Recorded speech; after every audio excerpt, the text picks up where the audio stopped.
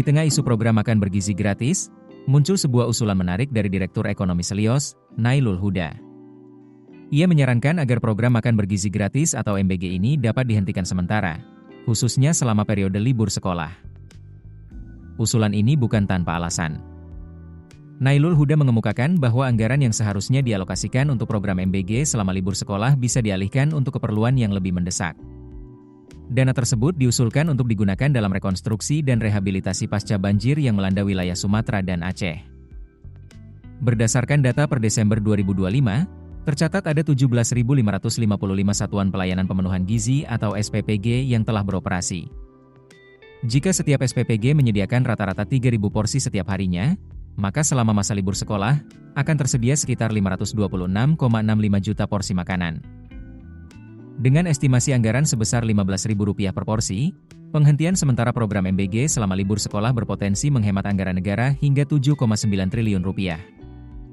Nailul Huda menekankan, apakah negara sanggup menunda dan mengalihkan dana tersebut untuk membantu masyarakat di Aceh, Sumatera Barat, dan Sumatera Utara yang tengah dilanda kesulitan akibat banjir?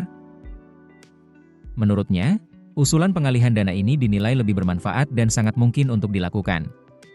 Nailul Huda menambahkan, jika pemerintah merasa berat untuk menghentikan sementara program MBG, maka patut dipertanyakan apa yang sebenarnya terjadi di balik keputusan tersebut.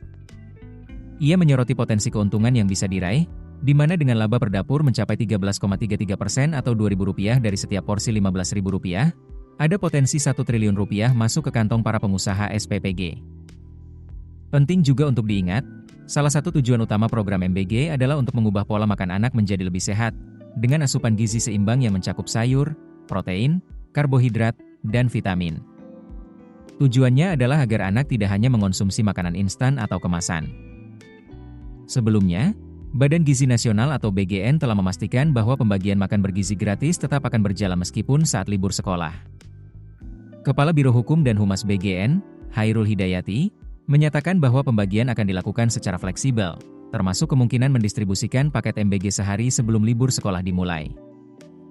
Kebijakan fleksibilitas ini tertuang dalam Pedoman Tata Kelola Penyelenggaraan Program MBG selama libur sekolah, yang ditetapkan melalui Keputusan Kepala BGN Nomor 521 Tahun 2025.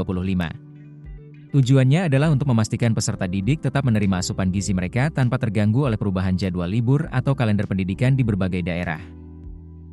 Dengan mekanisme ini, SPPG diperbolehkan menyalurkan paket MBG kemasan sehari sebelum libur tiba, terutama jika libur jatuh di tengah pekan atau ada perubahan jadwal mendadak. Hairul Hidayati menegaskan, sistem ini dirancang agar layanan gizi tidak terhambat, khususnya saat ritme kehadiran siswa tidak stabil karena libur sekolah. Contohnya, jika libur sekolah jatuh pada hari Selasa, maka paket MBG kemasan dapat dibagikan pada hari Senin. Hal ini dilakukan untuk memastikan tidak ada anak yang kehilangan asupan gizi harian mereka hanya karena perubahan jadwal libur. Keputusan bisnis terbaik datang dari data, bukan tebakan. Mudah berlangganan Business Insight dengan subscribe with Google.